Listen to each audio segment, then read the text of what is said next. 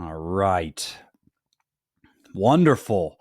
Well, thank you all so much for jumping on. And I am thrilled about this topic because what seems like it's simple, it is simple. But what I've learned is it takes the required perception and like going into it with the right attitude and approach for it to really be productive. And I know that that's what we really want. I mean, if we're going to talk about failure, if we're going to talk about trying to maximize our efforts. And here we've gone through the last several webinars here. This has been our flow, right? We've started with melt the ice. And if this is your first webinar, I'm going to show you where to go and find these. But we're flowing through these webinars for a very specific reason. Melt the ice was all about culture.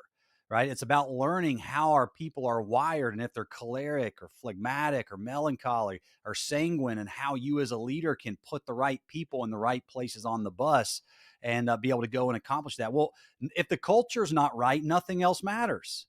Well, once you're evident, once you're aware of how the culture is fitting together in those puzzle pieces, that was our second webinar, which is how do we actually create that urgency? We talked about, hey, knowing what's at stake, understanding what happens if we don't win, right? A lot of times that's where urgency comes from. It's not just a great vision. It's understanding, yes, I want the trophy. And I've actually come up with this new saying. I think you guys will love it. It's date the trophy, but marry the stakes. Date the trophy, but marry the stakes. I want the trophy too, right? I want the win. But what happens if we don't get that accomplished? And understanding what's at stake in any goal is the secret to creating urgency in our team. And then we talk about how to crush goals, right? We talked about that momentum generator. You're going to actually see that. I'm bringing that back up today, and it's going to help us. And then lastly, how do we avoid burnout, right? If we're going to really make a run at this, if we're going to create a dynamic inside of our teams, then we've got to make sure and understand what corporate anxiety is. And it's better to avoid it than it is to fix it. And so that whole webinar is about, look, we're getting ready to run. The race is about to start. And we got to be prepared before anxiety, before burnout happens. We got to be able to recognize it and then address it. And that's what that webinar is. Well, then today's all about failing faster. So here we're leaving the starting line. Okay. We're taking off. Today we're in motion. And I know it's felt like a long process to get here, but so much of it is perception. And how we approach those things. So before I dive into that subject, though, let's go to my little website here. And I brought this up before, but brycekinney.com. All of those 4 webinars are there for free. It's for whoever needs it. The PDFs are not there because for the life of me, I cannot figure out how to add a button that lets you just download the PDF and pull that.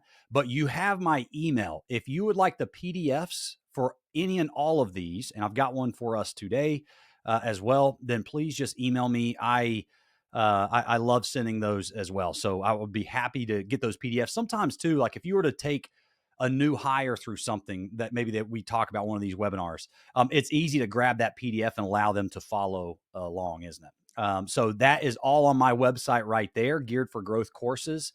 And you can watch them. I don't think it'll let you download them, but if you for some reason need a downloaded version, please just let me know with that. All right. So here's our roadmap today. If we're going to fail faster, we got to talk about something that actually, I think Seth Godin actually was the one that kind of coined this phrase, the dip. But we're going to talk about managing that the dip. I'm going to send you the PDF here in the chat here in just a little bit towards the end of the conversation, because I just want us to dialogue here. I know it's going to be a lot more one-sided since we're not just in a room together. But if we were in a corporate setting, I would be asking you a ton of questions and making you get involved. Over Zoom, I've found that when I'm sitting in on a Zoom, it's harder to engage and want to engage. I'm almost like, just give me the information, let me marinate on it, and then go. So on this PDF, if this is your first time joining us, that PDF has a lot of the meat that's part of this webinar. And so I want you to, take notes as we go, but just know you don't need this stuff word for word. Get the big idea behind it, and that's going to help be the most productive. All right, so that's that PDF here that we'll discuss. So let's dive right in. If you guys are ready, I'm excited. All right. Like I've talked about before, this probably for me, I think this has been the biggest differentiator for me in my personal life whether it's been, going and playing collegiate soccer, whether it's been getting through professional drag racing, my corporate background in private equity recruiting. I learned that what it really looks like to manage the dip is to fail faster. And so, what does that really look like, though? Um, I want to kind of Seth Godin kind of coined that phrase, like I mentioned before. And we all, just like a roller coaster. You remember that last time you went to the amusement park, you got on the roller coaster and you kind of strapped in, and you just have that uninformed optimism where you're like, this is going to be fun. It's scary, but it's going to be fun. I had this recently. I started an Amazon business. All right, you all will kind of laugh at me a little bit because it's like, what else do you do? I know. And they're bags, believe it or not, on Amazon, and I kind of got talked into it by a guy that knew what he was doing. So it's working. However, whenever I got into it, I had this uninformed optimism. I had never owned an Amazon store. I'd never sold bags. I don't even know what's in style. I don't know if you know this enough about me, but I don't know that I'm the most fashionable guy. And so I just had this uninformed optimism. I was optimistic that, you know what, this is going to work out, and I'm excited about the process. Right? When you strapped into that roller coaster for the first time, you had the exact same mentality. And quickly, what happens whenever we're setting a goal, and maybe that's where you're at. Maybe you're like, Bryce, we came out about crushing goals, and you had that whole webinar a couple months back. And I really kind of had that fresh vision. I found my early adopters, if you recall that part of that webinar. And I found my early adopters. And now all of a sudden we took off towards it. But you hit this period of what I'll call pessimism, right? All of a sudden, that roller coaster, you hit that first hill, and now you're panicking because you're like, this was such a mistake. I thought I had everything figured out before I strapped in. I didn't think it would be this scary. And now the knowledge of everything, and you're starting to realize what you don't know. And because of that pessimism, this is that pessimism stage, you're like, I wish I would have never made this decision. This is the dip. All right. That bottom after the pessimism starts, right? Because the pessimism has not relinquished you yet at this point. You're at the bottom of that hill on that roller coaster, and you're like, I cannot believe my friend talked me into doing this. And now you hate your friend. Right? All right. Maybe you're in the middle of a team project and you're going like, I don't know that these are the right people to have the seats on the bus. Maybe that they're not equipped. Maybe I'm not equipped. Maybe I'm not an adequate enough leader to be able to go and do it. 9 times out of 10, because of that pessimism, this is where the majority of dreams and visions and goals go to die. Most of them do not make it out of the dip because all that pessimism, they realize what they don't know. They realize what they're going to be up against. And most of us, right? I've been here at this point. Most of us give up. The only reason, by the way, a little shout out to my little Amazon store, just because it's going to be a nice example for us. The only reason that I still have it is because of this mentality I have, which is I'm in the dip phase. And when you realize that you're in that dip part of a goal and your team, you maybe you still have that pessimistic outlook and everyone's kind of looking at you like, hey, are you sure that we're going in the right? Are you sure we should have opened up this location? Are you sure we should have set this bonus structure? Are you sure we should have changed how part-time versus full-time numbers work? Right. So everyone's starting to look at you. Most give up in this point because you're like, yeah, maybe I just made the wrong call. But if you can push through that dip, the next phase of that is informed optimism. But it is on the other side of that dip. And most people, and we talked about the momentum generator back in the How to Crush Your Goals webinar. You've got to get that momentum generator kicked back off. And if you haven't listened to that webinar yet, don't worry, you won't be lost in this. But bottom line is building belief and constantly recycling that vision, but finding the 2 to 3 people on your team that are buying in. They have switched from pessimism to informed optimism, meaning that now it's not uninformed optimism. Now they know what they're against, and they're still able to shift their mindsets into a positive outlook, right? So now they know, hey, the obstacle is going to be X, Y, and Z. The obstacle that we thought, hey, we're going to open this new salon, and we thought that it would be really productive. We thought, customers would just flood us. And now here we are 4 months in, and we're only doing 150 customers a week. Is this sustainable? No. However, right now you're informed to understand that these are the issues on why customers are not coming into our salon. So informed optimism says, I know why. So let me go and change the what. And that's where the optimism starts. Your momentum generator. If you go back and listen to that webinar and you're like, man, I thought our team was back in this stage before that the goal died. Most of you too, as GMs or above, you have been in this world where if you just would have kept pushing, you actually would have approached that goal with information now. You would have been able to change that what and actually started to get results, but you let that goal die. And don't feel bad about that if that's you, because we've all done that at some point in our life.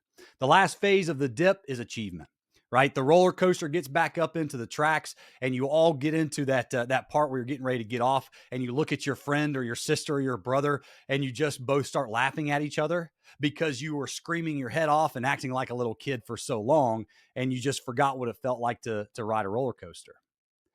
And so the big question then is, Bryce, that all sounds great, but that part of the dip of going back up with now the lessons that we learned to get the informed optimism, I do not want to belittle that moment in time for us as human beings, because that is where discouragement is hardest to fight.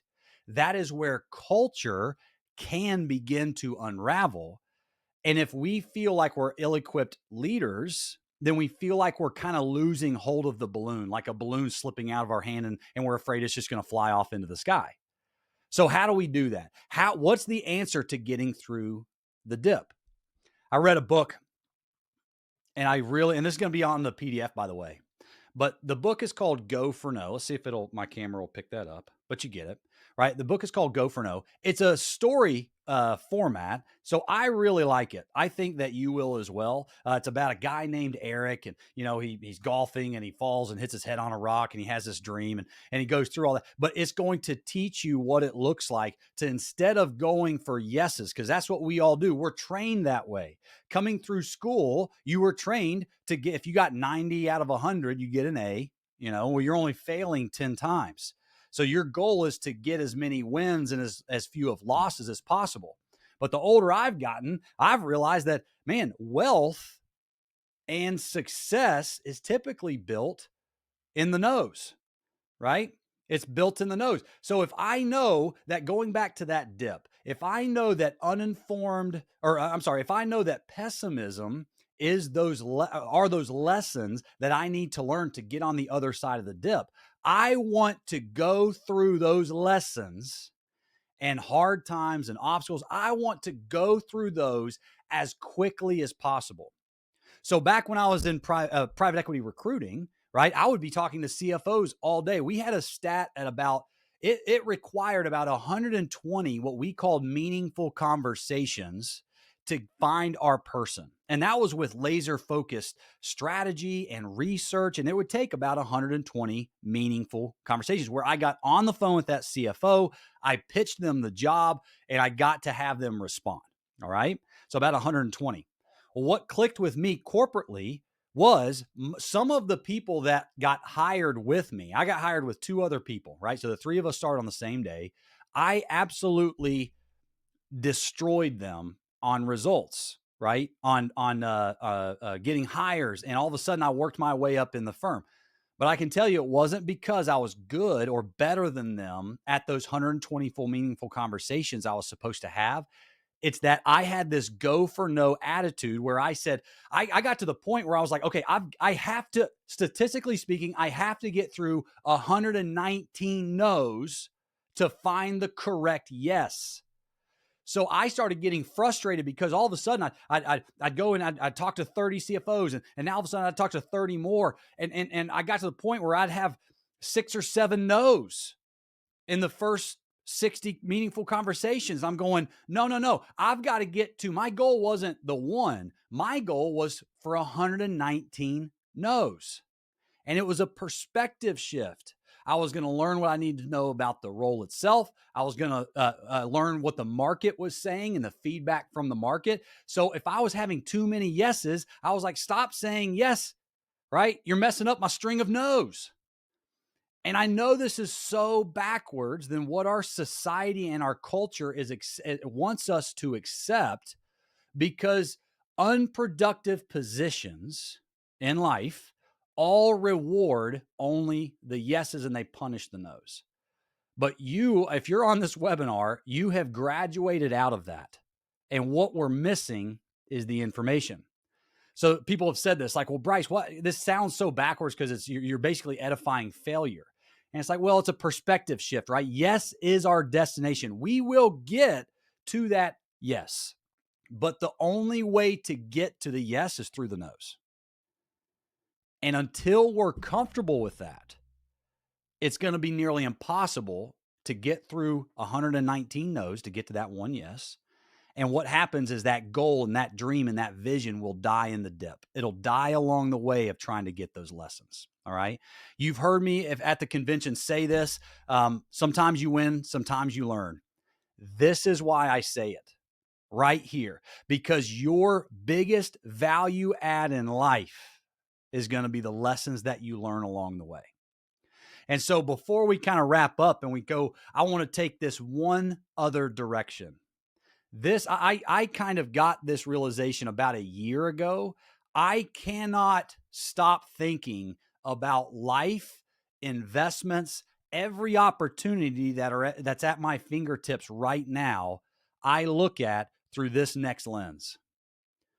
What we don't know is what costs us the most. A lot of times we'll kick off a new goal and a vision and something that we want to go and do.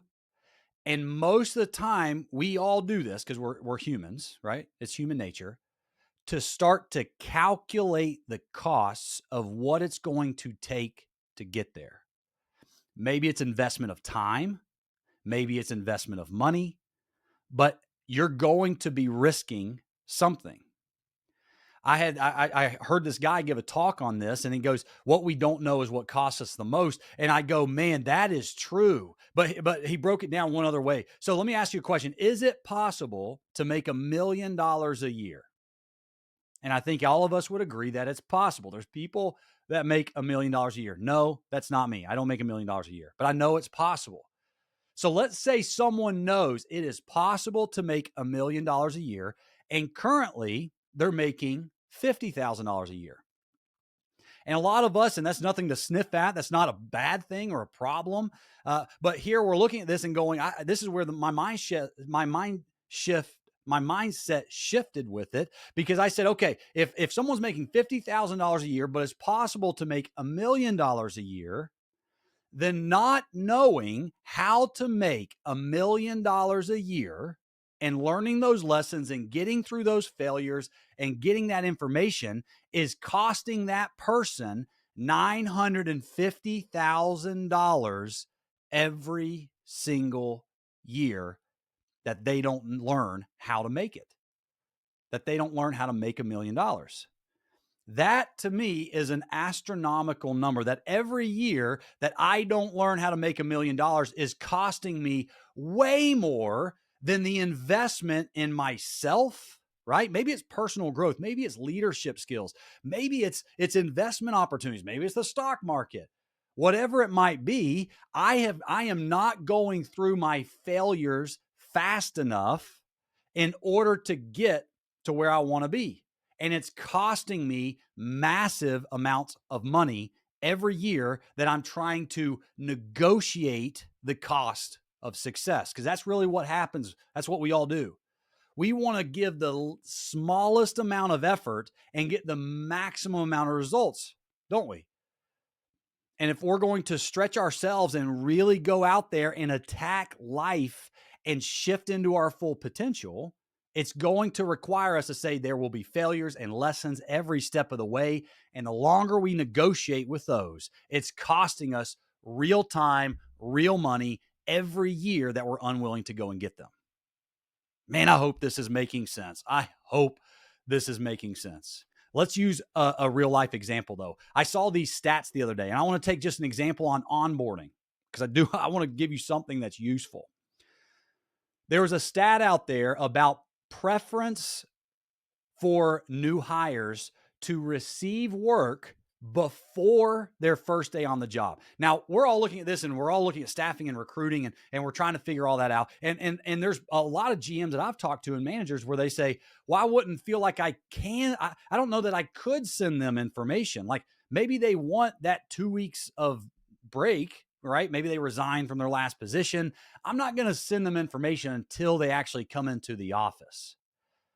Can you guess what percentage of Gen Zers, okay, if you are a Gen Zer, the percentage that they've done research on that wants to receive work information, stuff about the team, stuff about the process, maybe the onboarding packet, and Gen Zers would be the hardest to believe on this. It's 70%. 70% of Gen Zers want information before they actually come in to start their onboarding. Can you guess all hires? Okay. Across all hires, all new hires, statistically speaking, and this is not specific to one group or one industry, right? But the number is still higher than I realized it was. 81%. 81% of all hires, of all new hires right now, they prefer to receive information before they start their onboarding.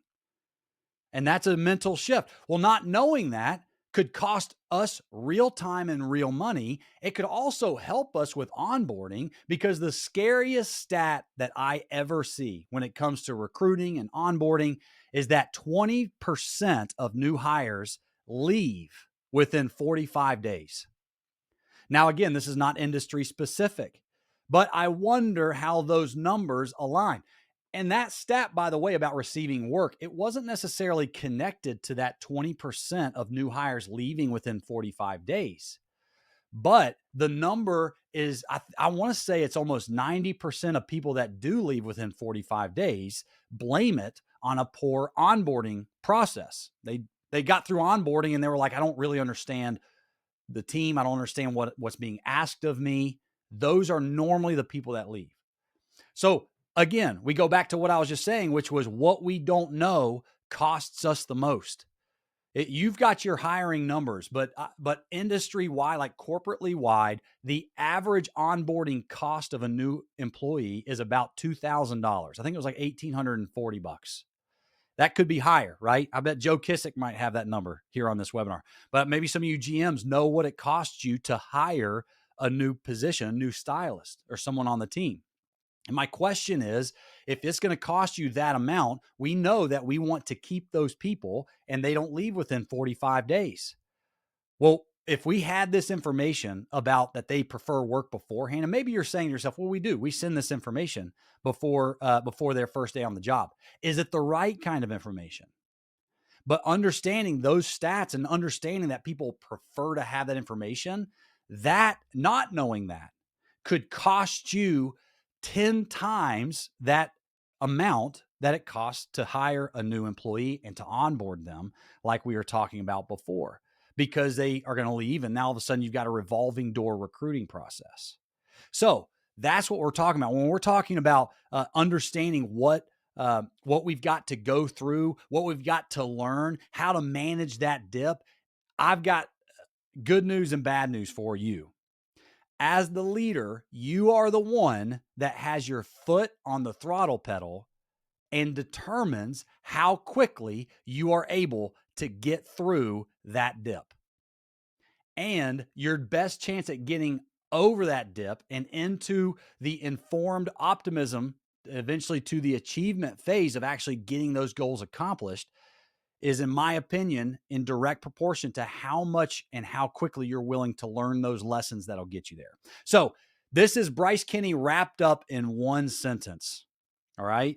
To me, The difference in success and failure is based on one factor. All right. It is how fast can you get through the dip without the loss of enthusiasm? And that's kind of piggybacking off of a Winston Churchill a quote where he says success is going from one failure to the next without the loss of enthusiasm.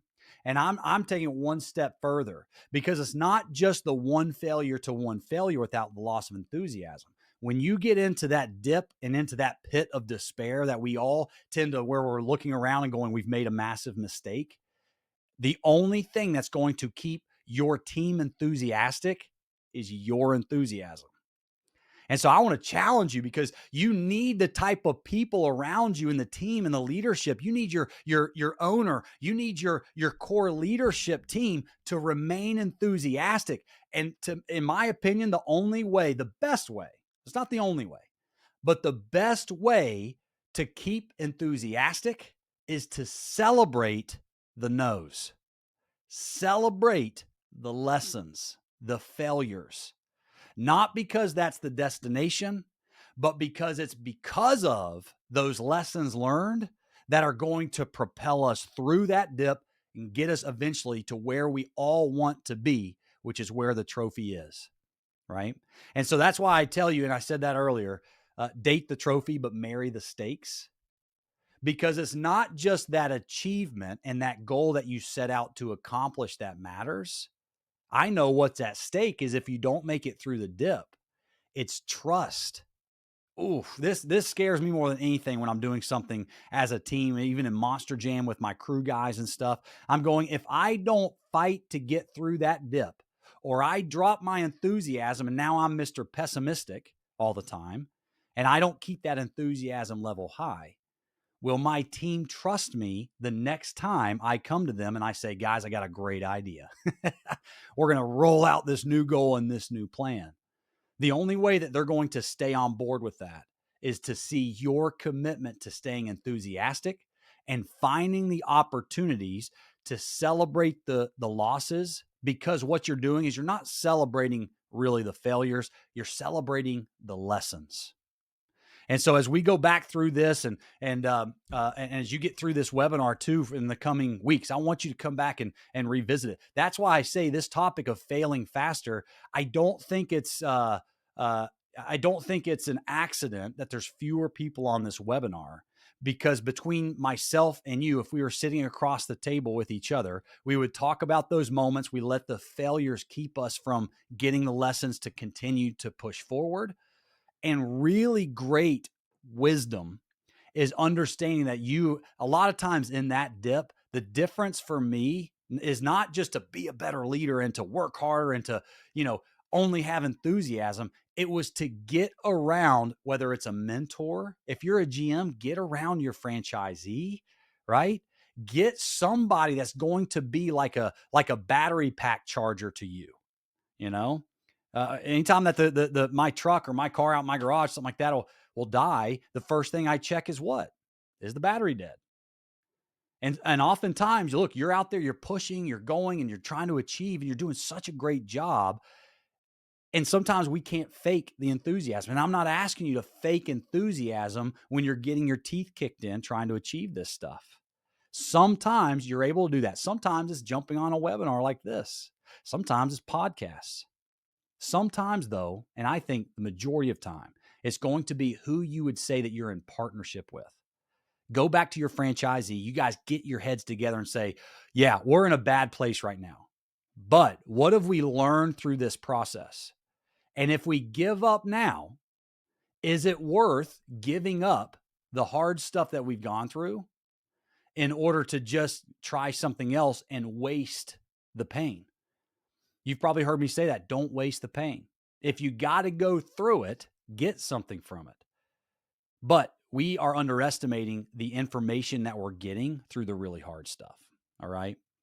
So thank you guys. But I want to answer a couple questions if I could. If you can go over to the chat, and as you're pulling this up, if there's any questions at all, maybe it's like a specific situation that you're in, and I'm happy to I'm happy to chat offline as well as we need. But also, as I'm doing this, I'm going to try to figure out how to remember how to attach this PDF. Here we go. Does anyone have any questions for me on that subject?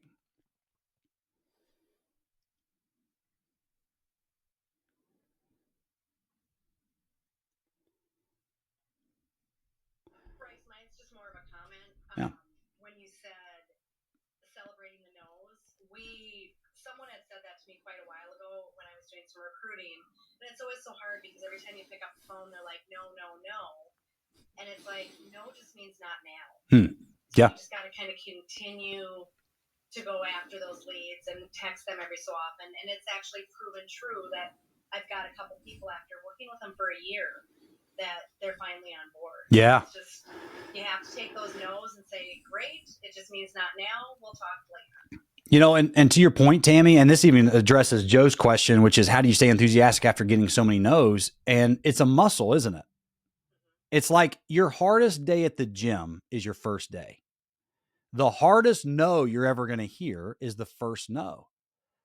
And the hardest thing about someone going in, that's why I'm glad I'm not in sales anymore, but we're all in sales to some degree, but I was like in real hard sales. And I'm glad I went through that because it was like, you know, I heard somebody on a podcast one day, is this millionaire guy, mentor guy thing. And he said, man, when I was getting comfortable saying no's, it was just, I would go to Starbucks every day and ask the cashier if I could have 10% off my coffee. And he said it was amazing that out of, 25 times, it would be twice or three times. They'd be like, sure. Most of those other times, though, it was really, he was just getting comfortable with them saying no to him. But it actually turned out in getting 10% off coffee three times.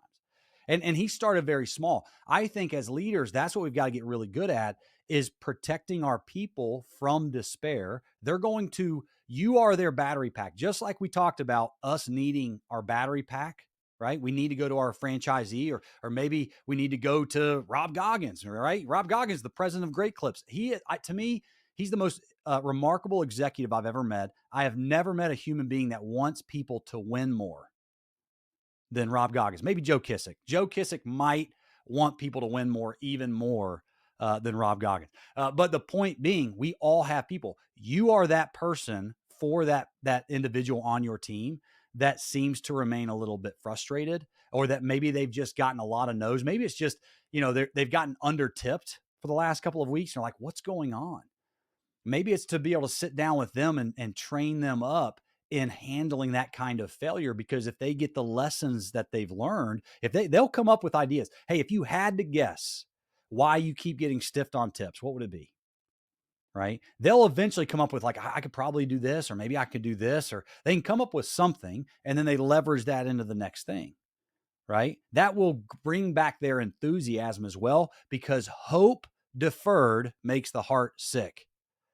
So if you reverse that, right, hope ingested makes all of us enthusiastic. It brings the energy, right? It makes us healthy. And we've got to bring hope again. We talked about that 8 years ago. The first time I ever got on a Great Clip stage, I said, you guys are all professional hope dealers. You are dealing hope in your customers. You're giving and building hope. And in your stylists and in your people, you are building and giving hope. And we got to get back to that. Okay. Two things. All right. Less than a minute here. And then we're out. June the 4th is going to be our next one. Empty the tank. Hey, now we're going. We're in motion. We're leaving the starting line. Okay. We're heading down the track together. Okay. We're getting after this stuff. Now it's time to empty the tank. I want to talk about what it looks like to go out all out. This threatens people. Sometimes they're like, Bryce, I can't do any more than I'm doing now. Don't freak out. This isn't a webinar about just do more, right? It's about what it looks like to empty the tank the right way. Okay. So you can register right there off that QR code. I'll be sending the survey as well. Sarah Wurtenberg, if you're on, I think you got my survey from the last time, so I want to send this to you. So I got to get your